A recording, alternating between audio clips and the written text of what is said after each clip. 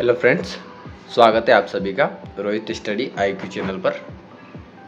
आशा करता हूँ आप सभी अच्छे होंगे, आपकी पढ़ाई अच्छी चल रही होगी। आज की इस क्लास में अपन पढ़ेंगे राजस्थान के जनजातीय आंदोलन। ठीक है फ्रेंड्स, क्या पढ़ेंगे अपन? राजस्थान के जनजातीय आंदोलन या राजस्थान में जनजातीय आंदोलन। तो इसमें जो भी राजस्थान में जनजातियों से संबंधित आंदोलन हुए हैं, उनके विकास के लिए उनके जो विरोध हुए हैं, उन सभी के बारे में अपन पढ़ेंगे। तो चलिए शुरू करते हैं। सबसे पहले पढ़ेंगे अपन जो गोविंद गिरी जी का है, जो बहुमत का भील आंदोलन है, या जिसे अपन भगत आंदोलन के नाम से जानते हैं, तो उसके बारे में अपन पढ़ेंगे। ठीक है फ्रेंड्स, तो सबसे पहले नंबर का अपन जो पढ़ेंगे वो है गोविंद गिरी बहुमत भील आंदोलन या भगत आंदोलन के नाम से जिसे जाना जाता है। तो चलिए शुरू करते हैं। मेवाड़ राज्य राजस्थान के जो दक्षिण पश्चिमी क्षेत्र में जो बहुमत कहलाता है, मतलब जो मेवाड़ राज्य था उसका जो दक्षिण पश्चिमी एरिया था, वो बहुमत क्षेत्र कहलाता था। ठीक है, ये अपना राजस्थान है फ्रेंड्स। ठीक है, और इसमें जो ये मेवाड़ है उसमें भी ये दक्षिण पश्चिम का जो एरिया है ये बहुमत कहलाता था फ्रेंड्स। ठीक है फ्रेंड्स, क्या कहलाता था? बहुमत। भील जनजाति दक्षिणी राजस्थान में जो मेवाड़, सिरोही, डूंगरपुर, बांसवाड़ा आदि जिलों में रहती थी। मतलब जो उस टाइम पे तो रियासतें थी, ये राज्य के नाम से जाने जाते थे। तो उस टाइम पे ये इन क्षेत्रों में रहते थे। कौन? भील। तो इसी में आगे चलते हुए देखेंगे 1885 में जैसे ही शासन की बागडोर ब्रिटिश सरकार के हाथों में आई, तो ब्रिटिश जो भारत बनाने की जो प्रक्रिया थी उसमें देशी रियासतों में अनेक सुधार होने लागू किए, और इन सुधारों के चलते ही जो भीलों के परंपरागत अधिकार थे, जो यानी कि पिछले कई समय से चलते आ रहे थे, उन पर रोक लगा दी गई। क्यों? क्योंकि इनमें कई भी रूढ़िवादी थे जो कि बिल्कुल मतलब समाज विरोधी भी थे। ठीक है, तो ब्रिटिश सरकार के हाथों में बागडोर आते ही उन्होंने जैसे ही इनका विकास लागू करना या विकास करना शुरू किया, या ब्रिटिश शासन की जो प्रक्रिया वो स्थापित करना शुरू की, तो जो भीलों के परंपरागत अधिकार थे ना, उन पर रोक लगा दी गई थी। ठीक है, कंपनी से संधि होने पर जो भीलों पर प्रतिकूल असर पड़ा, अब धीरे धीरे इस पर अंग्रेजी सरकार या रियासतों का अधिकार होने लगा। इसके प्रमुख निम्न कारण हैं, यानी कि जो बहुत से कारण हैं जो संधि के बाद भीलों पर जिनका बुरा असर पड़ा है। ठीक है, तो उनको देखेंगे। तो सबसे पहला जो कारण है वो है 1818 की संधि के बाद देशी सेनाओं को भंग कर दिया गया, जिससे भीलों को काफ़ी नुकसान हुआ। क्यों? क्योंकि जो मेवाड़ राज्य या अपन देखें दक्षिणी राजस्थान में जो रजावड़ों के पास सेनाएं थी ना, उनमें स्पेशली भील लोग ही काम करते थे। यानी कि जो भील मेवाड़ राज्य वो जागीरदारों की नियमित सेना वो अनियमित सैन्य दल में शामिल थे। देशी सेना के भंग हो जाने पर वे बेरोजगार हो गए। यानी कि जो भी भील व्यक्ति थे या भील जनजाति के जो लोग थे ना, वो पहले सेना में काम करके अपना गुजर बसर करते थे, यानी कि उनका रोजगार ही सेना ही था। लेकिन जैसे ही सेनाओं का जो है ब्रिटिश सरकार के हाथों में चली गई, यानी कि सेना उनके हाथों में चली गई, तो ये रोजगार से परे हो गए, ये बेरोजगार हो गए। ठीक है फ्रेंड्स, तो एक कारण तो ये हो गया भीलों का। उसके बाद संधि होने के तुरंत बाद जो मेवाड़ का आंतरिक प्रशासन है वो ब्रिटिश रेजिडेंट जो कर्नल टोड थे, ठीक है, जिन्हें घोड़े वाले बाबा के नाम से जानते हैं, उन्होंने अपने हाथों में ले लिया और उसने भीलों को अपने नियंत्रण में रखने का प्रयास किया, यानी कि अपने अंडर में रखने का प्रयास किया। किसने? कर्नल जेम्स टोड ने। ठीक है फ्रेंड्स, तो पहला कारण तो हो गया कि वो बेरोजगार हो गए सेना से बाहर होते ही, और दूसरा जो कर्नल जेम्स टोड है ना, उन्होंने भीलों को अपने दबाव में, अपने अंडर में, यानी कि जुत्ती के नीचे रखने जैसे बोलते हैं ना अपन, वैसे रखने का काम किया कर्नल टोड ने। उसके बाद देखते हैं कि गमेतिये, जिन्हें अपन भील सरदार के नाम से जानते हैं, यानी कि गमेतियों को भील सरदार कहते हैं, भील सरदारों को गमेतिया कहते हैं। तो को उस समय तक आसपास के गांवों से दो प्रकार के कर प्राप्त होते हैं, रुखाड़ी और भोलाई। ठीक है, रुखाड़ी और भोलाई कर, यानी कि एक गांव से दूसरे गांव में जाने आने का कर, उनके जो भी सुरक्षा है उसका कर, जो रुखाड़ी और भोलाई कर होते थे, वो पहले गमेतियों को, यानी कि गांव के सरदार को मिलता था या भील सरदारों को मिलता था। अब ये भी बंद हो चुका था ब्रिटिश सत्ता के आने से। ठीक है फ्रेंड, तो तीसरा कारण यह हो गया। रुखाड़ी नाग की चौकीदारी और भोलाई स्त्रियों की सुरक्षा के लिए प्राप्त होता था। इन करों को अधिकार को समाप्त कर दिया गया। ठीक है, जैसा कि मैंने बताया आपको, ये दोनों कर भी समाप्त कर दिए गए जैसे ही ब्रिटिश सरकार शासन में आई। ठीक है फ्रेंड्स, आगे चलते हैं। उपरोक्त कारणों से भीलों द्वारा विद्रोह कर दिया गया। अब इन सभी कारणों से एक तो वो बेरोजगार हो गए, उनको दबाव में रखा जाने लगा। ठीक है, उन वे जो आय के साधन थे या गमेतियों के पास भी जो आय के साधन थे, रुखाड़ी और जो भोलाई कर होते थे, वो उन पर भी रोक लगा दी। तो इन्हीं सभी कारणों के चलते तनाव बढ़ा, और तनाव बढ़ने के परिणाम स्वरूप विद्रोह प्रारंभ हो गया। प्रारंभिक आंदोलन का नेतृत्व दोलजी खिची, जो कि जवास के ठाकुर थे। ठीक है, इसको मोस्ट इम्पोर्टेंट लगा लेना फ्रेंड्स, ये क्वेश्चन आया हुआ है, ये सेकंड ग्रेड में क्वेश्चन आया हुआ है, इसको स्टार लगा लेना आप। तो जो भगत आंदोलन था वो प्रारंभिक रूप से किसके नेतृत्व में चला था? तो ये दोलजी खींची के नेतृत्व में चला था, जो कि जवास के ठाकुर थे। ठीक है फ्रेंड्स, कौन थे? दोलजी खींची, इसको स्टार लगा लेना आप। वे चंपानेर गुजरात के पताई रावल जयसिंह देवी खींची के पुत्र थे ये। ठीक है, दोलजी खींची, इसको इतना इम्पोर्टेंट नहीं है जयसिंह देवी सिंह खींची तो, लेकिन आप दोलजी खींची का नाम जरूर ध्यान रखेंगे। बिल उन्हें देवता के रूप में पूजते हैं, किन्हें? दोलजी खींची को। अब आगे चलते हैं फ्रेंड्स। 1823 में भोमट क्षेत्र में अंग्रेजों सेना को भीलों के विरुद्ध भेजा गया। ठीक है, यानी कि जो 1823 ईस्वी है, तो यहाँ पे जो अंग्रेजी सेना है उनको इन भीलों के विरुद्ध भेजा गया, इन पे चाबुक कसने के लिए भेजा गया। तो 1823 में भेजा गया। भीलों ने जो दोला काका यानी कि दोलजी खींची है, इनको प्यार से लोग ये भीलो दोला काका के नाम से जानते थे। इसको भी स्टार लगा लेना कि दोला काका के नाम से किसे जाना जाता था? तो वो दोलजी खींची, जिन्होंने क्या है, भगत आंदोलन का प्रारंभिक रूप स्टार्ट किया था या प्रारंभ किया था। ठीक है, दोला काका के नेतृत्व में विदेशी सत्ता का डटकर मुकाबला किया, यानी कि ब्रिटिश सेना का डटकर मुकाबला किया।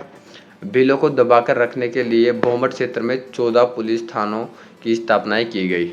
ठीक है, यानी कि जो भील लोग थे उन्हें दबाने के लिए जो भोमट क्षेत्र था ना, यानी कि जो मेवाड़ का दक्षिणी पश्चिमी भाग था, वहाँ पर 14 पुलिस थानों की स्थापना की गई।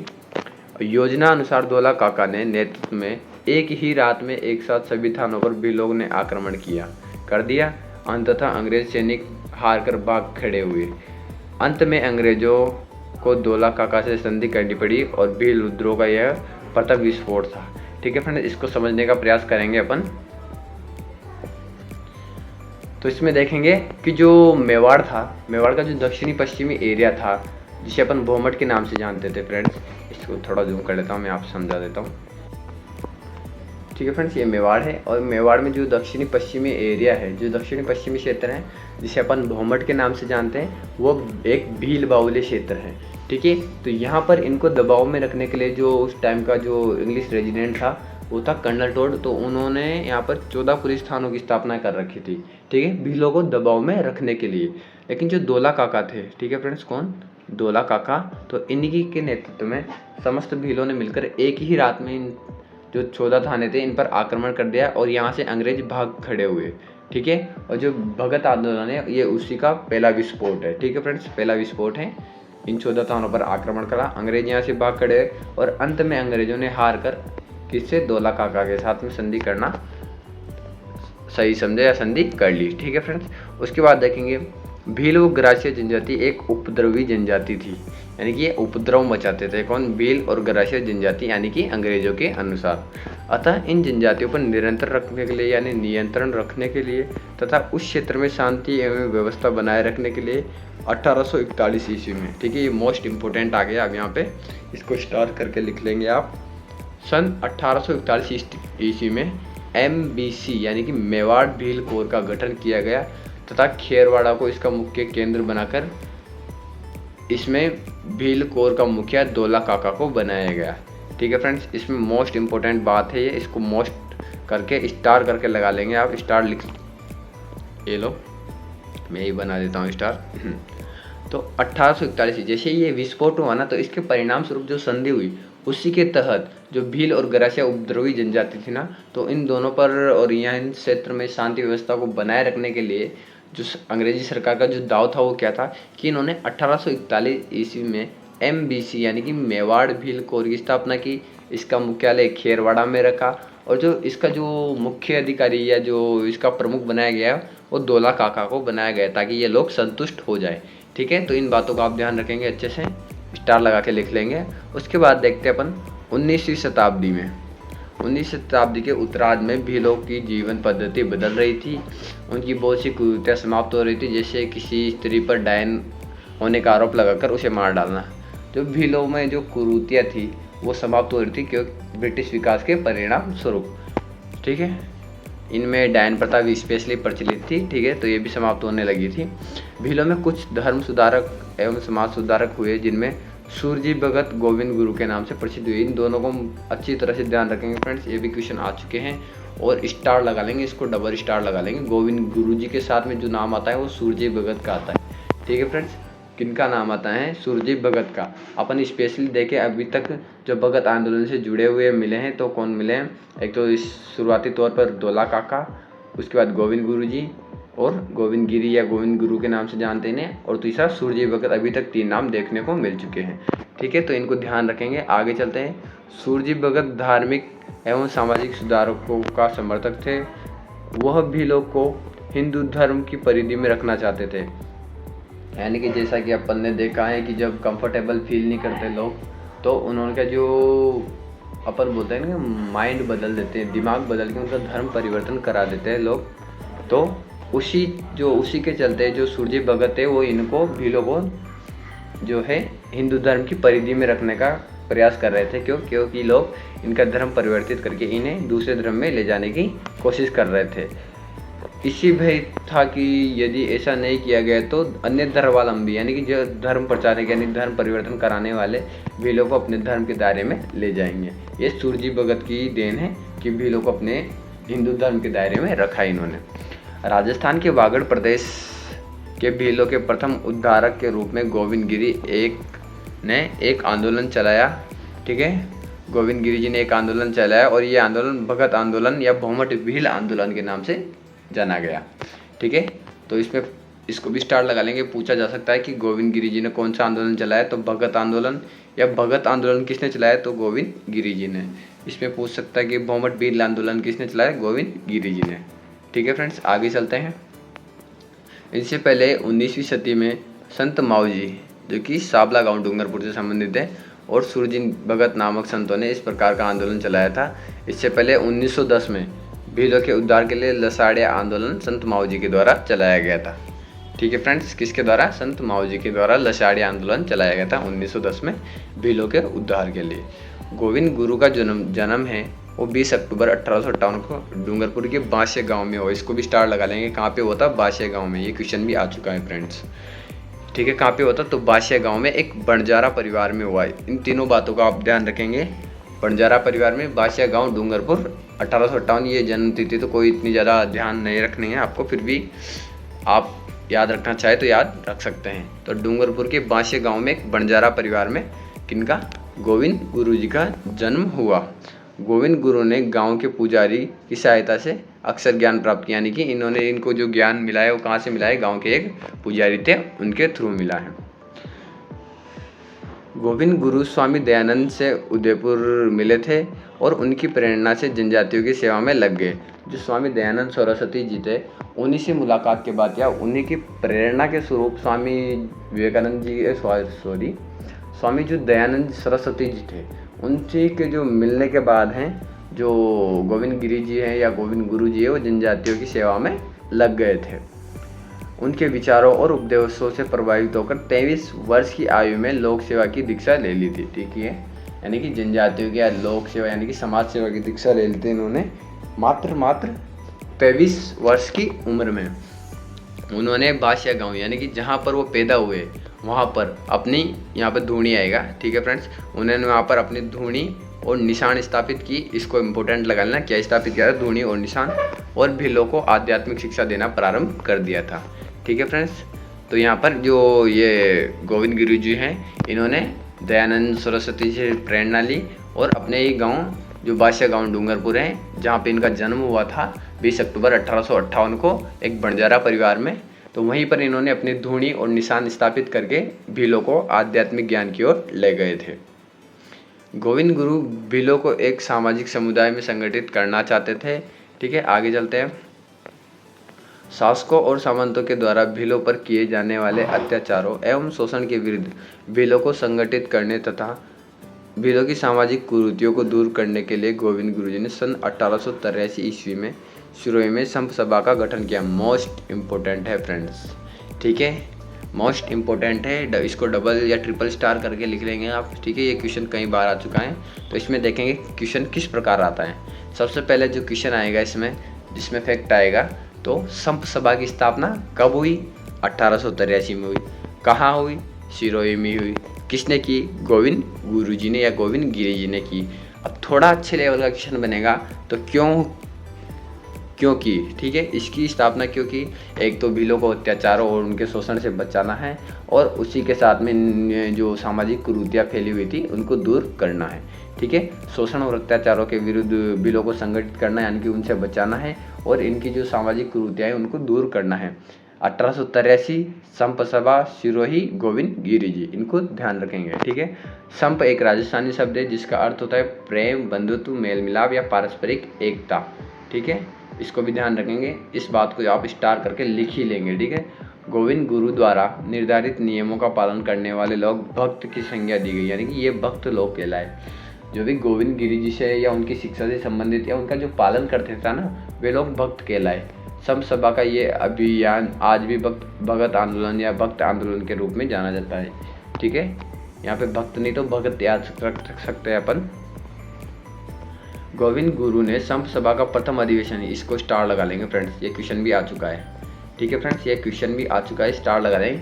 जो प्रथम अधिवेशन है 1903 ईस्वी में मानगढ़ की पहाड़ी जो बूकिया गांव है ना, उसके पास बांसवाड़ा में किया, और प्रतिवर्ष ये अधिवेशन आश्विन शुक्ल पूर्णिमा को इसी पहाड़ी पर होने लगा। कब होने लगा? आश्विन शुक्ल पूर्णिमा को। यह जो है यानी कि शुक्ल क्या, यहाँ तो पूर्णिमा शुक्ल में आती है, आश्विन पूर्णिमा को यहाँ पर होने लगा मानगढ़ पहाड़ी पर, जो कि भूकिया गाँव है बांसवाड़ा में, उसी के पास में स्थित है। तो प्रथम अधिवेशन तो 1903 में हुआ था, ठीक है फ्रेंड्स। अब जो प्रतिवर्ष की बात यहाँ पर सम्मेलन होता था, तो जो अगला सम्मेलन यानी कि जो मोस्ट चीज़ ध्यान रखनी है इसमें, वो प्रतिवर्ष की बात ही 17 नवंबर 1913, इसको स्टार लगा लेंगे, मोस्ट इम्पोर्टेंट है, क्वेश्चन भी कई बार जाने कितनी बार आ चुका है। तो 17 नवंबर 1913 को मार्गशीर्ष पूर्णिमा, ठीक है, इसको स्टार लगा लें। कब? ये क्वेश्चन भी पूछा जा चुका है कि कब हुआ था मार्गशीर्ष पूर्णिमा को, जो कि 17 नवंबर 1913 का जो अधिवेशन था, ठीक है, ये कब हुआ था? मार्गशीर्ष पूर्णिमा को हुआ था, ठीक है। मानगढ़ पहाड़ी पर संप सभा का एक सम्मेलन चल रहा था, तो आयोजन किया गया, जिसमें गोविंद गुरु जी से वो भीलों को अपने प्रवचन दे रहे थे, ठीक है। जो खेरवाड़ा छावनी बड़ौदा यानी कि जो गुजरात है, गोधरा तथा अहमदाबाद से पहुंची अंग्रेजी सेना की सहायता से मेवाड़ दरबार की सेना ने भीलों को चारों ओर से घेरकर उन पर आक्रमण कर लिया। इसमें लगभग 1500 भील मारे गए। गोविंद गिरी को, जो गोविंद गिरी जी है, उनको बंदी बना लिया गया और अहमदाबाद की जेल में भेज दिया गया। तो इसमें आप अपने आप समझने का प्रयास करेंगे, जो 1903 में संप सभा का प्रथम अधिवेशन हुआ था, भूकिया गांव के पास एक मानगढ़ पहाड़ी है, वहाँ पर हुआ था, ठीक है फ्रेंड्स। तो प्रथम अधिवेशन तो कब हुआ था? ये 1903 में हुआ था, ठीक है। और ये आश्विन शुक्ल पूर्णिमा या आश्विन पूर्णिमा को हुआ था, प्रतिवर्ष इसी को प्रस्तावित होना रखा गया था। लेकिन जो इसका जो एक सम्मेलन हुआ था वो था 17 नवंबर, ठीक है, 17 नवंबर 1913 को हुआ था, ठीक है। और ये कब हुआ था? ये माघशीर्ष को हुआ था। ये स्पेशली ध्यान रखना है आपको, माघशीर्ष में हुआ था, क्योंकि ये क्वेश्चन पूछा जा चुका है, ठीक है। कब हुआ था ये माघशीर्ष में होता फ्रेंड्स।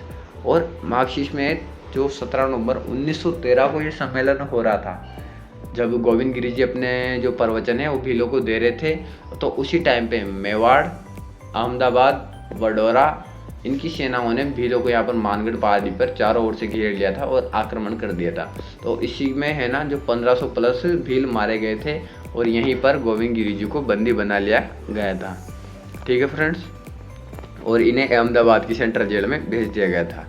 इसके बाद अपन पढ़ेंगे कि जिसके पश्चात ये आंदोलन कुछ समय के लिए कमज़ोर पड़ गया, तथा संत रामपुर जो उसके पास है, जो गोठरा गांव के थानेदार की हत्या के आरोप में गोविंद गिरी जी को फांसी की सज़ा सुनाई गई, ठीक है। जो अहमदाबाद में जेल तो ले गए, लेकिन उनको एक मुकदमे में फंसा दिया गया, जो कि सतरामपुर के पास जो गोठरा गाँव है उनके एक थानेदार थे, उसकी हत्या के आरोप में गोविंद गिरी जी को फांसी की सज़ा सुना दी गई। लेकिन जो सतरामपुर की जो रानी थी, उन्होंने सजा में परिवर्तन करा के इसको 20 वर्ष की करवा दिया, बाद में 10 वर्ष। अंततः अंग्रेजों ने जर्मनी के साथ हुई संधि के कारण गोविंद गिरी जी को छोड़ दिया था, ठीक है फ्रेंड्स। फांसी की सजा तो सुनाई गई थी इन्हें, किस कांड में? जो गोठरा का थानेदार था उसके कांड में, लेकिन उसकी रानी ने आकर के सजा को कम करवाते करवाते इनको अंग्रेजों ने जर्मनी के साथ जो संधि हुई थी उसमें इन्हों को छोड़ ही दिया गया था।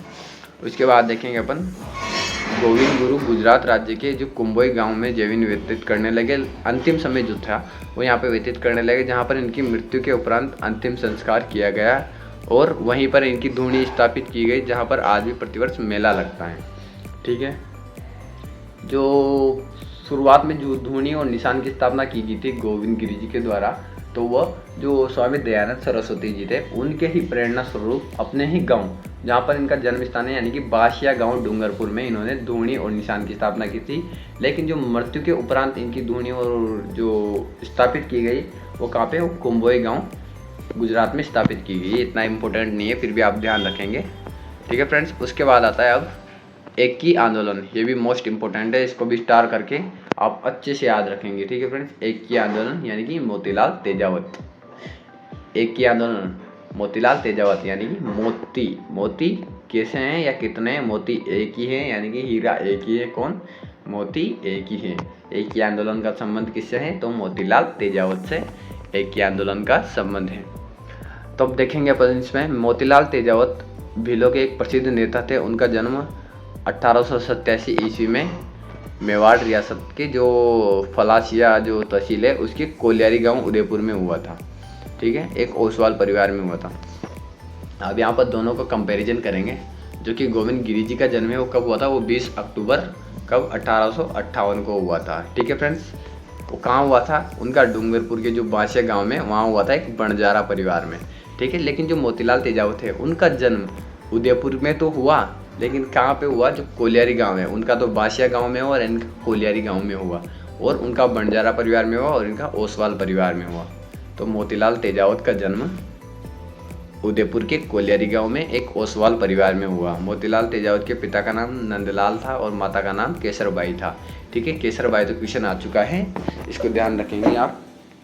उसके बाद देखेंगे 26 वर्ष की आयु में लहरबाई नामक कन्या से। ठीक है, इसको भी ध्यान रखें आप कि लहरबाई नामक कन्या के साथ में इनका विवाह मोतीलाल तेजावत जी का, और 1921 में उसने भीलों को संगठित करने का प्रयास किया। जो एकी आंदोलन की शुरुआत मानी जाती है ना, वो 1921 में मानी जाती है। ठीक है फ्रेंड्स, तो 1921 में इन्होंने भीलों को एकत्रित करने का प्रयास किया ताकि उन पर हो रहे अत्याचारों को समाप्त किया जा सके। मोतीलाल तेजावत ने चित्तौड़ जिले के जो प्रसिद्ध धार्मिक स्थान है मातरकुंडिया, वहाँ पर जाकर राज्य के जुल्मों के विरुद्ध एकी आंदोलन की शुरुआत की। यानी कि यहाँ पे जो इम्पोर्टेंट बात निकल के आती है वो ये है कि जो एकी आंदोलन है उसकी शुरुआत किसने की, तो इसकी शुरुआत मोतीलाल तेजावत जी के द्वारा की गई। कहाँ से की गई, तो इसकी शुरुआत मातरकुंडिया, जो कि राष्ट्रीय तहसील चित्तौड़ के अंतर्गत आता है वर्तमान समय में, तो वहाँ से मातरकुंडिया से एकी आंदोलन की शुरुआत 1921 में की गई। कब की गई, तो वैशाख पूर्णिमा को इसकी शुरुआत की गई थी। ठीक है फ्रेंड्स, 1921 मोतीलाल तेजावत मातरकुंडिया चित्तौड़ से इसकी शुरुआत वैशाख पूर्णिमा को की गई। यहाँ पर लाखों लोग एकत्रित हुए जिसमें अधिकतर किसान होते थे। ठीक है फ्रेंड्स, उसके बाद देखेंगे एकी आंदोलन का प्रमुख उद्देश्य आदिवासियों, भीलों व किसानों में पूर्ण एकता स्थापित करना था। यानी कि इनमें एकता और बंधुत्व स्थापित करना ही एकी आंदोलन, यानी कि इनको एक करना ही इनका उद्देश्य था। तेजावत जी द्वारा प्रतिपादित एवं परिवर्तित यह एक ही आंदोलन महात्मा गांधी के अहिंसात्मक सत्याग्रह की अवधारणा के अनुरूप था। यानी कि यहाँ पर अपन ये समझेंगे, जो इनका एक ही आंदोलन था ना, वो एक अहिंसात्मक आंदोलन था। यानी कि जो महात्मा गांधी की जो सोच थे, जो उनके विचार थे, उन्हीं के आधारित या उन्हीं के अनुरूप ये आंदोलन चलाया गया था मोतीलाल जी तेजावत जी के द्वारा। एक ही आंदोलन में सर्वप्रथम पड़ोस के 5 गांवों को उन्होंने क्रमशः अपने आंदोलन के अंतर्गत शामिल किया। ठीक है फ्रेंड्स, कि इन्होंने मोतीलाल तेजावत जी ने पड़ोस में जो भी 5 गांव थे शुरुआत में उन्हीं को शामिल किया गया। तेजावत जी ने सर्वप्रथम झाड़ोल में आंदोलन का श्री गणेश किया करने के लिए 5 व्यक्तियों का चयन किया था। ठीक है, इनको मोस्ट इंपोर्टेंट करके लिख लेंगे। अगर बड़ा क्वेश्चन या डीपली क्वेश्चन बनाएगा तो क्वेश्चन यहाँ से ही बनाएगा फ्रेंड्स। ठीक है फ्रेंड्स, मोतीलाल तेजावत जी ने अपने इसी आंदोलन की शुरुआत के लिए 5 लोगों को चिन्हित किया था। वो कौन कौन थे, तो एक तो बाला लोहार था, एक नीलाशंकर ब्राह्मण थे, एक किशन जोशी थे, एक लच्छी राम थे, और इसी के साथ में आगे चलकर जो है वो अम्बावा जो कुमार थे। ठीक है फ्रेंड्स, सॉरी टाइपिंग मिस्टेक नहीं है। ठीक है, तो पहला तो बाला लोहार, ठीक है, बाला लोहार, नीलाशंकर ब्राह्मण, किशन जोशी, लच्छी राम साधु और अम्बावा कुमार। ठीक है, इन 5 को अच्छी तरह से याद रखेंगे। जो डीपली क्वेश्चन बनाएगा वो क्वेश्चन यहाँ से ही बनाएंगे, ठीक है। एक ही आंदोलन में अगर डीप क्वेश्चन बनाएगा ना तो यहाँ से बना सकता है कि किन किन 5 व्यक्तियों का चयन किया था, या इनमें से किसका नहीं किया था, या इनमें से किसका किया था। तो आप ध्यान रखेंगे, बाला लोहार, नीलाशंकर ब्राह्मण, किशन जोशी, लच्छी राम व अम्बावा कुमार, ठीक है। आगे चलते हैं। मोतीलाल तेजावत ने लाए गए विवरण पत्रों से जो सही सही बिंदु का सारांश लेकर एक पुस्तिका लिखना प्रारंभ किया, जिन्होंने मेवाड़ पुकार की संज्ञा दी गई। यानी कि जो मेवाड़ में जो भी चीज़ें इनको चाहिए थी, ठीक है, इन्होंने अपने एक प्रस्ताव लिखा जिसमें मेवाड़ पुकार के नाम से, या जिसे मेवाड़ पुकार के नाम से जाना गया, और ये एक 21 सूत्री मांग पत्र के नाम से भी जाना गया, ठीक है। बहुत प्रसिद्ध हुआ, ये भी कई बार क्वेश्चन आ चुका है, इसको भी स्टार लगा लेंगे आप। जो इनका जो भी प्रस्तावित मांगे थी, इन्होंने एक प्रस्ताव लिखा, उसको मेवाड़ पुकार की संज्ञा दी गई। यानी कि उस जो इन्होंने 21 सूत्री मांग पत्र लिखा था ना, तो उसको मेवाड़ पुकार की संज्ञा दी गई, जो कि 21 सूत्री मांग पत्र का संबंध किससे है, तो ये एक ही आंदोलन से है, एक ही 21, ठीक है। इसको ध्यान रख लेंगे, ये क्वेश्चन ऐसे ही पूछा गया है पिछले पेपरों में। तो एक की आंदोलन का संबंध 21 सूत्री मांग पत्र या मेवाड़ पुकार का जो संबंध है वो किससे है, एक की आंदोलन या मोतीलाल तेजावत से संबंधित है। एक की आंदोलन मोतीलाल तेजावत, ठीक है।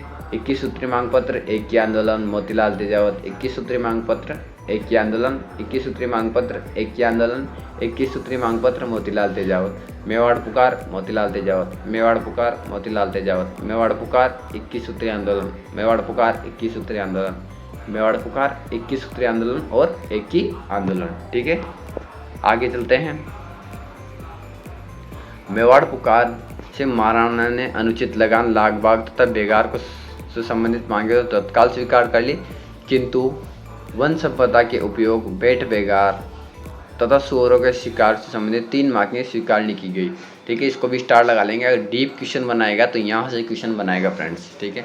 जो 21 सूत्री मांग पत्र था ना, उसमें से अधिकांश मांगे तो स्वीकार कर ली गई, जो बेट बेगार थे उससे संबंधित तो नहीं की गई थी, लेकिन जो अधिकांश मांगे थी जो गलत थी, ठीक है, उनको तो स्वीकार कर लिया गया था। लेकिन जो 3 मांगे थी उनको अस्वीकार कर दिया गया था। वो कौन कौन सी थी, तो उनमें वन जो संपदा का उपयोग था वो था, एक बेट बेगार थी, तथा सुअरों पर शिकार पर जो प्रतिबंध था, ये तीनों मांगों को अस्वीकार कर दिया गया था, ठीक है फ्रेंड्स। तो ये ध्यान रखेंगे, अगर डीपली क्वेश्चन बनाएगा तो क्वेश्चन यहीं से बनाएगा फ्रेंड्स।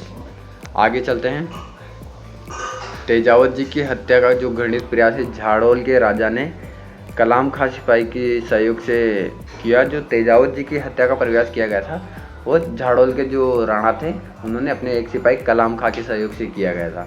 तो इसमें क्या हुआ था कि जो श्रावण का महीना था और उस समय खाकड़ गांव में थे, ये कौन, मोतीलाल जी, और उन्हीं के एक सिपाही, मतलब कुछ सिपाही पकड़कर जंगल में ले गए। किसके कहने पर, जो महाराणा थे ना झाड़ोल के, उनके कहने पर सिपाही पकड़कर जंगल में ले गए। वहाँ पर इनको एक पेड़ से बांध दिया गया था, ठीक है, जिससे मतलब गांव वालों को पता लगा ना कि इनको कैसे जंगल में पकड़ कर ले गए हैं, यानी कि इनको मारने की प्लानिंग है। तो गांव वालों ने ढोल बजा दिया, जिससे गांव वाले उनको बचाने के लिए जंगल की ओर दौड़ पड़े थे। वे जंगल में पहुंचकर पेड़ से बंधे हुए मिले, कौन, तेजावत जी है ना, वो जंगल में पेड़ से बंधे हुए मिले थे, ठीक है। उनको वहाँ से छुड़ा लाए कौन, गाँव के लोग। तब सिपाही बाग खड़े हुए। कुल मिला के जो तेजावत जी इनको भीलों के साथ में थे, इनको साथ में लेके, यानी कि जो महाराणा थे उनके विरुद्ध बोल रहे थे, ठीक है, उनके विरुद्ध जा रहे थे, भीलों को साथ में लेके। तो महाराणा ने इनके नेतृत्व करता, यानी कि जो मोतीलाल जी तेजावत है, उन्हीं के ऊपर है ना मारने का या उनकी हत्या का प्रयास किया, ठीक है। कुछ सैनिकों को बेच करके जंगल में पकड़ के ले जाओ, पेड़ से बांध के ख़त्म कर दो। लेकिन जैसे ही इन लोगों को पता चला, यानी कि भीलों को पता चला, तो ये ढोल बजा कर पूरे गाँव वालों को ले गए और जंगल से इन्हें छुड़ा लाए। इसके बाद 15,000 भील झाड़ोल पर चढ़ गए। इसके बाद भीलों ने ही तेजावत जी की सुरक्षा का भार संभाला। नंदलाल पुत्र मोतीलाल तेजावत द्वारा झाड़ोल लूटने की अफवाह पर हाकिम अमर सिंह राणावत को दिया गया तथा जवाब झाड़ोल को लूटने की अफवाह निर्मूल है, ठीक है। तो जो जैसे ये भील लोग सारे चढ़ गए थे झाड़ोल पर, तो इन पर एक आरोप लगा दिया था कि इन्होंने झाड़ोल को लूट लिया। इसके लिए अमर सिंह राणावत को ये कार्यभार संभाला था कि चेक कीजिए, आप इसकी जाँच कीजिए। तो ये बिना जड़ के, यानी निर्मूल, यानी कि इसका कोई वास्तविक ताल्लुकात नहीं था कि इन्होंने लूटा था, ये फेक निकला, ठीक है। वे लुटेरे नहीं हैं, उनका काम तो गरीब आदिवासियों पर हो रहे अन्याय एवं अत्याचारों और शासन का ध्यान आकर्षित करना है, उन्हें राहत पहुंचाना है। ठीक है, तो इन्होंने जो अमर सिंह रणावत जी ने जो जवाब दिया था, तो उन्होंने कहा था कि इसकी ये चीज़ तो जो बात आप बोल रहे हैं लूटने की, ये बात निर्मूल है, बिना जड़ के है, यानी कि इसका कोई वास्तव ताल्लुकात नहीं है। वे तो क्या करते हैं, वे उनका काम तो गरीब आदिवासियों पर हो रहे अन्याय अत्याचारों की ओर शासन यानी कि जो प्रशासन है उसका ध्यान आकर्षित करना और उन्हें राहत पहुंचाना है। तो मोतीलाल तेजावत को गिरफ्तार करने वाले को मेवाड़ महाराणा ने 500 रुपये और सिरोही रियासत ने 1000 रुपये का इनाम की घोषणा कर रखी थी। क्यों? क्योंकि जो ये लोग थे ये भीलों और गरासियों को एकत्रित कर रहे थे। ठीक है, उनमें सुधार कर रहे थे। तो इन्होंने जो भी रियासतों के विरुद्ध जाने का काम किया, तो रियासतों ने इन पर 500 रुपये का जुर्माना इनाम और सिरोही ने 1000 रुपये का इनाम घोषित कर रखा था। ठीक है, भीलों और गरासियों के आंदोलन के संबंध में जो रामनारायण चौधरी ने लिखा था कि भीलों और गरासियों का एकमात्र अपराध था कि उन्होंने अवैध बेगार और करों को समाप्ति न होने तक भूमि लगान न देने का निर्णय लिया था। मतलब अब यहाँ पर आप क्या समझेंगे, जो भील और गरासी था ना, तो इन्होंने क्या किया था, जो अपनी मांगे रखी थी कि हम अवैध बेगार नहीं देंगे, ठीक है, अवैध करों को नहीं देंगे, तो इनकी जहाँ तक समाप्ति नहीं हुई थी ना, तो इन्होंने क्या था कि भूमि लगान भी न देने का निर्णय लिया था। यानी कि जहाँ तक इन दोनों को समाप्त नहीं कर दोगे आप, हम भूमि लगान भी नहीं देंगे। ये एकमात्र अपराध था इनको, या एकमात्र गलत चीज़ थी भीलों की, या अपराध था, जो कि किसने कहा था, रामनारायण चौधरी ने कहा था कि जब तक तुम इन बेगार इन करों को समाप्त नहीं करोगे तो हम यहाँ तक भूमि का जो लगान है वो भी नहीं देंगे। तो ये एकमात्र अपराध था भीलों और गरासियों का। राजस्थान सेवा संघ, ठीक है, जिसकी स्थापना 1919 में वर्धा महाराष्ट्र में हुई थी। कब हुई थी राजस्थान सेवा संघ की? 1919, यहाँ पे लिख देता हूँ मैं, 1919 में कहाँ पे हुई थी? वर्धा में, वर्धा महाराष्ट्र में हुई थी। लेकिन उसी की स्थापना राजस्थान में कब हुई थी? तो राजस्थान में ये स्थापित हो गया था 1920 को अजमेर में स्थापित हो गया था। उसके बाद देखेंगे, ठीक है, राजस्थान सेवा संघ की ओर से भीलों के जो आंदोलन के समय शांति बनाए रखने की सलाह के लिए विजय सिंह पथिक व रामचंद्र वैद्य सिरोही राज्य में गए। इस समय सिरोही राज्य का जो दीवान रमाकांत मालवीय भीलों से समझौते के पक्ष में था। ठीक है, जो वहाँ सिरोही राज्य का दीवान था ना, वो तो भीलों के साथ में समझौते के पक्ष में था। मोतीलाल तेजावत को आदिवासियों का मसीहा या बाबूजी के नाम से जाना जाता है। इसको भी मोस्ट इम्पोर्टेंट करके लिख लेंगे, आप स्टार लगा के लिख लेंगे। आदिवासियों का मसीहा या बाबूजी किसे कहा जाता है? तो मोतीलाल तेजावत को। एक ही आंदोलन का एक ही नारा था, ना हाकिम ना हुक्म। ये भी मोस्ट इम्पोर्टेंट है, ये भी क्वेश्चन कई बार पूछा जा चुका है। एक ही आंदोलन का नारा क्या था? तो ना हाकिम ना हुक्म एक ही आंदोलन का नारा था फ्रेंड्स। ना हाकिम ना हुक्म एक ही आंदोलन का नारा था। ठीक है फ्रेंड्स, आज की क्लास में इतना ही। मिलेंगे फिर अगले वीडियो में। इसका जो सेकंड पार्ट लेके आएंगे, उसमें अपन पाल चित्रिया गाँव जो सिरोही की हत्याकांड है उसके बारे में पढ़ेंगे, और जो कुछ छोटे मोटे जनजातीय आंदोलन हुए थे उनके बारे में पढ़ेंगे। ठीक है फ्रेंड्स, अगर आपको वीडियो अच्छी लगी हो तो वीडियो को लाइक करें, कमेंट करें, शेयर करें और चैनल को सब्सक्राइब करें। चैनल को बहुत ही कम लोग सब्सक्राइब करें, तो प्लीज़ सपोर्ट करिए फ्रेंड्स, और अपने दोस्तों के पास भी वीडियो को शेयर कीजिए। ठीक है, ओके, थैंक यू।